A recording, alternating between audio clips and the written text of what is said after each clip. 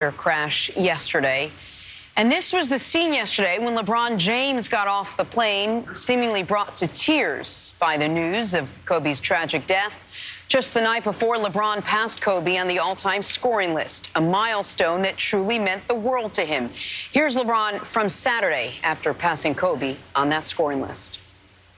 When I was a kid, when I was in high school, I was growing up through the ranks when Kobe came into the league. It was, it wasn't a dream of mine to come straight, from high school at that point in time to the NBA. But I was like, wow, a 17-year-old, 18-year-old kid being able to make that leap, that's pretty damn cool.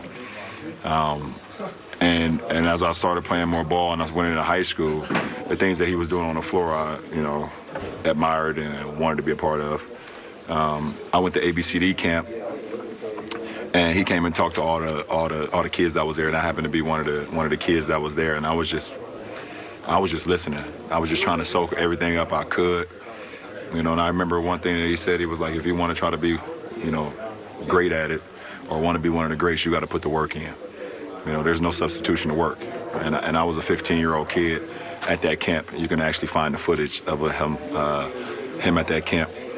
And in 2001, I believe I was playing in New Jersey, and the All-Star game, if I'm not mistaken, and y'all could correct me, was in Philly, right?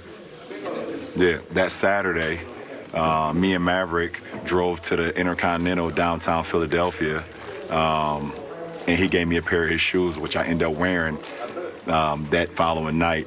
It was the red, white, and blue Kobe's. I was a 15, and he was a 14, and I wore them anyways. And I sat and just talked to him for a little bit. He gave me the shoes. I rocked them in the game. And it was the same night that we played Oak Hill against Melo.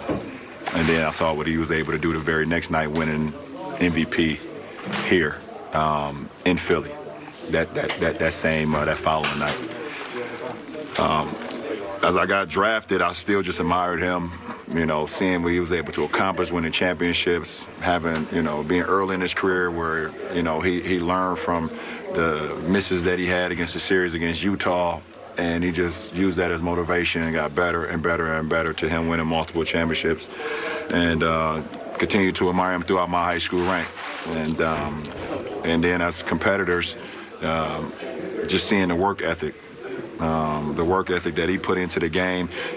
He had zero flaws offensively, zero. You backed off of him, he could shoot the three. You body him up a little bit, he can go around you. He can shoot the mid-range, he can post, he can make free throws. He had zero flaws offensively. And, that's something that I admired as well, just being at a point where the defense will always be at bay, where they couldn't guard you at all offensively, where you just felt like you was just immortal offensively because of your skill set and your work ethic. We take it down to 2008, where we become the Redeem team, and it was a dream come true for me to be able to line up alongside of him. Just admiring him for so many years, and seeing him from afar, and then being able to be in practices with him, and me watching and learning, so on. I mean, it's just too much. It's just too much. The story is just too much. It doesn't make sense. And just to make a long story short, now I'm here in the Lakers uniform in Philadelphia, where he's from, where one of the first time I ever met him, gave me his shoes. He won All-Star Week. It's surreal. It doesn't make no sense, but the universe just puts things in your life, and when you live in the right way, or you just giving everything to whatever you're doing, things happen organically, and it's not supposed to make sense, but it just happens. I'm happy to be in any conversation with Kobe Bryant, one of the all-time greatest basketball players to ever play, one of the all-time greatest Lakers. The man got 2 jerseys hanging up in Staples Center. It's just crazy. Such great insight into how much of an impact Kobe had on a whole generation of players. Again, we should mention this was 12 hours before Kobe died. Yes, he had so much to say about just passing him on the scoring list. Nick, let's talk about the impact that Kobe did have on a whole generation of other players. I want to zero in on one moment, because I know both of these guys played college basketball. Doug played a little bit of pro basketball, and Doug, they both know Kobe far better than I ever did. But one very specific aspect, and LeBron mentioned it there, the Redeem Team, 2008. So let me take you back to 2008, where we are at that point in time. Kobe, it's the summer of 08, and LeBron is becoming LeBron. He's just taken his team to the NBA Finals. D-Wade's already won a championship more recently than Kobe had. Carmelo was at the peak of his powers, and the U.S. had just been mortified on the international stage in 04. And they are cruising through the Olympics, and then they come up against a Spain team that's been together for a long time, that has pros on it, that really felt like we were the better team. And in that moment, in that fourth quarter of those Olympics, LeBron, Wade, Melo, Dwight, Chris Paul, all those guys looked around and said, Kobe's got this. That's right. Kobe's got this. He scored 13 in the fourth quarter of that game. He fouled out Rudy Fernandez, who was the other team's. And I know it seems very specific, but you still hear those guys reference that time around Kobe and learning from him as far as what it takes to be a champion, what it takes in those moments. And those are his contemporaries, much less the young, you know, the Lukas and the Giannis's and the guys who came after who didn't get to go. Giannis played him a little bit, but didn't really get to go up against him.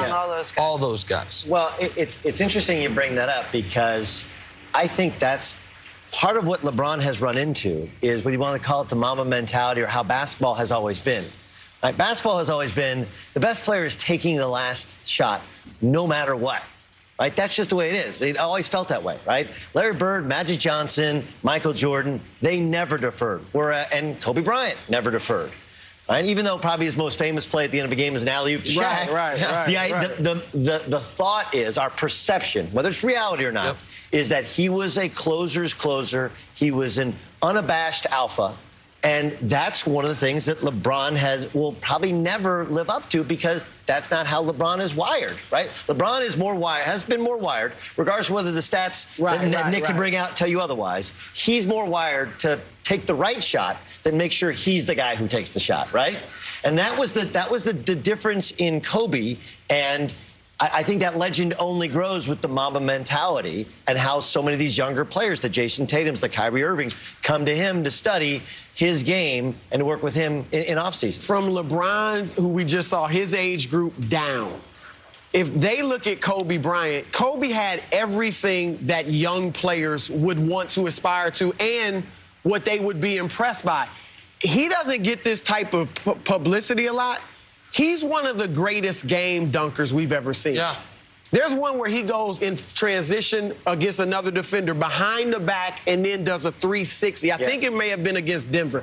I was at Madison Square Garden. We remember Dr. J's iconic layup where he went from one side of the paint into the other with the layup.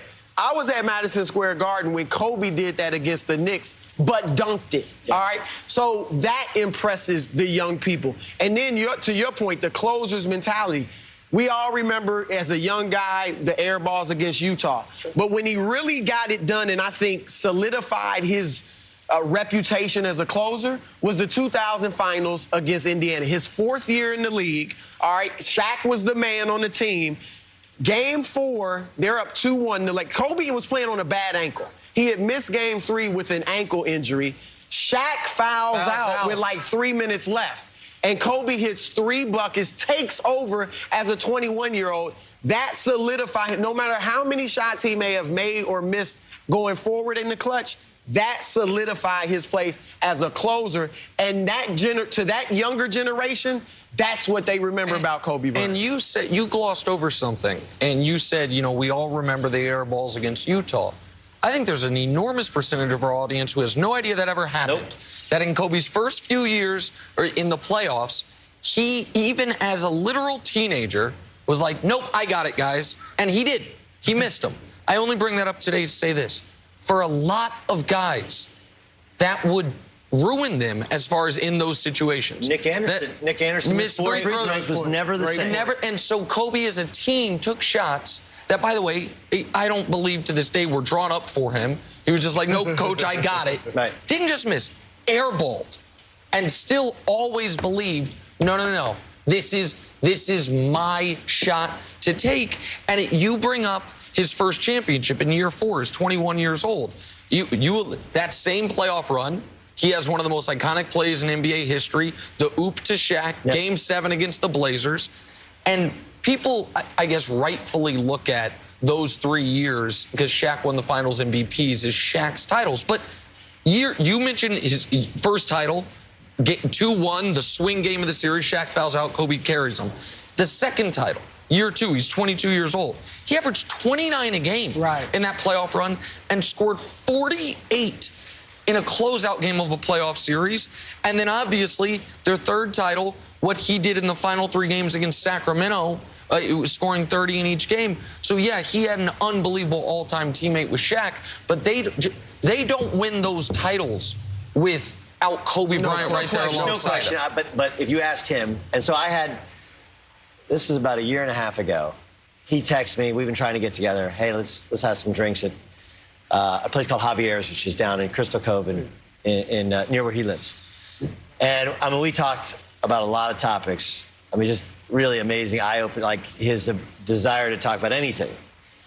But, you know, like, look, here's a guy who believed he made all of those shots. He didn't, right? He didn't. Matter of fact, he actually made a low percentage of them in comparison to others. Right.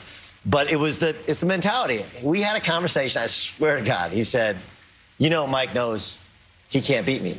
I was like, get out of here, dude. Come on, it's Michael Jordan. It's like, you used to try and talk. You know, we'd had a couple drinks, so I was like, you try to talk like Michael Jordan. He's like, that's because he knows full-scale psychological warfare. Like what Kobe would do, like I was like, well, how are you going to take Mike?